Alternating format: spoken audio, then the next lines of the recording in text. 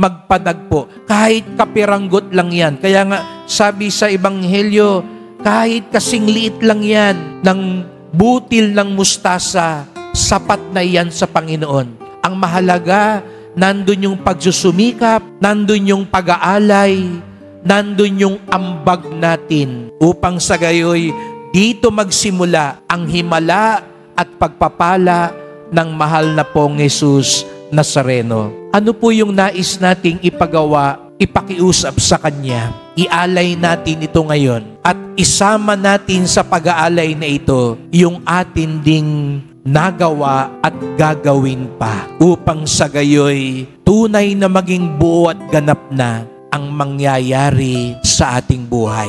Malapit na ang himala mangyari sa iyong buhay. Malapit na ang pagpapala maganap sa iyong buhay. Ang inaantay na lang niya yung ating pwedeng gawin, yung ating munting ambag upang dito niya gawin ang kanyang pagpapala.